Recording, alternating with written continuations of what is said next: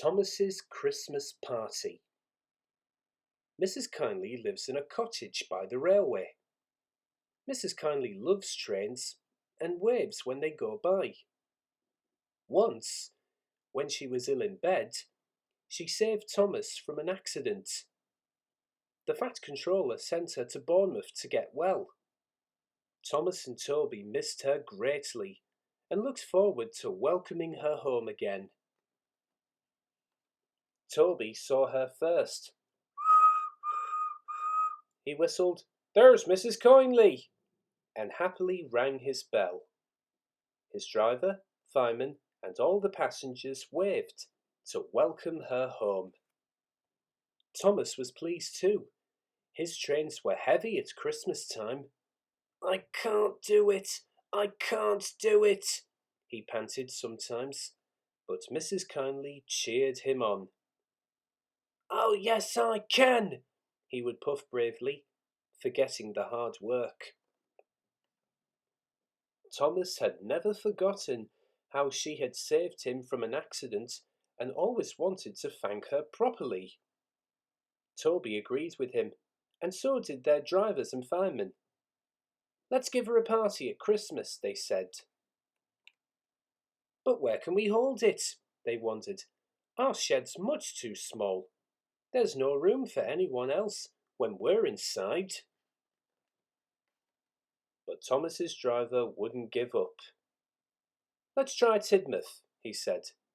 "I'm sure the big engines would like a party in their grand new shed.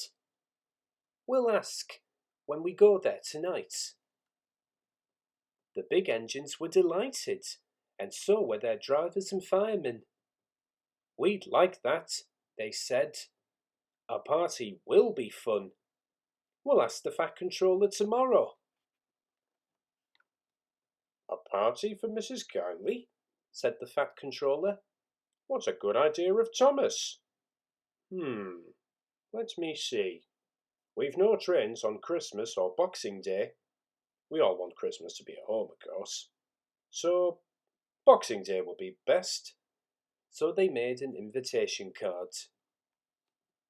"Thomas, Toby and friends request the pleasure of the company of Mr. and Mrs. Kindly at a party at the new engine shed, Tidmouth, on Boxing Day at 5 p.m. RSPV, Sir Topham Hatt, Wellsworth, Sodor." Thomas and Toby were with the big engines in Tidmouth shed for Christmas, while Annie, Clarabel, and Henrietta joined the other coaches in theirs. They were looking forward to the party and were so warm and snug that they had quite forgotten the weather outside till the Fat Controller came bursting in. "The weather's changed," he called out. "It's snowing hard at Farquhar. Mr. and Mrs. Kindly are cut off. We'll need snowplows to fetch them tomorrow." "What about it, Thomas?" asked the Fat Controller. He knew that Thomas hated snow. Thomas said bravely, "I'll try, sir. We must rescue them. We must." "Can I help, sir?" asked Toby. "That's a good engine," smiled the Fat Controller. "You two will manage splendidly." Early next morning, Thomas and Toby were both fitted with snowplows and arranged back to back with a van carrying workmen coupled between them. They charged the snowdrifts fiercely. Sometimes they swept the snow aside, sometimes they stuck fast. When they stuck, they drew back so that men from the van could loosen the hard-packed snow. Then on they went again. It was hard and tiring work for everybody. But at the cutting near the cottage, they could go no further. "Look at that!" exclaimed Thomas's fireman. "Here we are," whistled Thomas. The snow was so deep round the house that the answer came from an upstairs window.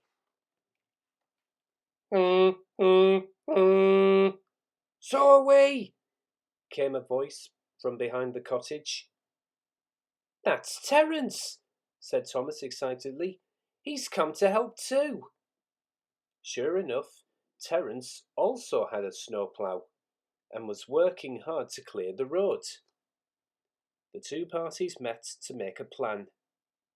Terence's gang promised to clear the snow from round the house, while the railway gang dug a path from the house to the line. Meanwhile, at Tidmouth, Henrietta was being swept, dusted, and decorated as never before. She felt very proud of herself, and when she was ready, Percy, who had also been given a snowplough, took her to Elsbridge to wait for Thomas and Toby. Presently, Thomas and Toby arrived. They had a good rest and a clean-up, and then scampered up the line with Henrietta to fetch Mr. and Mrs. Kindly, while Percy took the workmen back to Tidmouth in their van. It was dark when they finally reached Tidmouth. The shed doors were shut. There was dead silence, and no one was about. They whispered despairingly, "Where is everybody?" Suddenly, a chorus of whistles and cheers came from the shed. Lights in the yard flashed on, and the shed doors slowly opened. "Merry Christmas" hung in coloured lights inside. Sir Topham and Lady Hat welcomed Mr. and Mrs. Kindly, and everyone gave them free cheers. Mrs. Kindly asked at once to see the engines. "We're honoured," said Gordon, Henry, and Edward. Then Mrs. Kindly especially thanked the smaller engines. "Thomas and Toby are old friends," she said, "and now, Percy, you are my friend too." Percy was so pleased he bubbled over. "Three cheers for Mrs. Kindly," he called. They all whistled. The Fat Controller held his ears, but everyone else laughed and joined in. Meanwhile, the Christmas tree had been rolled into position, ready for the carol singing to begin. They sang their old favourites till their voices gave out, and then they were refreshed with hot coffee and minced pies. Then they pulled crackers and played games, and had a perfectly splendid time, till, all too soon, it was time for the party to end. "Ladies, gentlemen, and engines," boomed the Fat Controller, "we are here to honour a gracious lady who last Christmas did our railway a great service. We all hope, Mrs. Kindly, that you will accept this free pass over our railway. May you have long life and good health to enjoy it." Cheers followed to the strains of "For she's a jolly good fellow," punctuated by whistles. Sir Topham and Lady Hat took Mr. and Mrs. Kindly away to stay with them at Wellsworth till the weather improved. The last guest left, and the doors of the shed were closed. "What a lovely party," said Edward. "Thank you, Thomas, Toby, and Percy." "And so say all of us," hummed Gordon, but no one finished the song. Tired and happy, they were all fast asleep.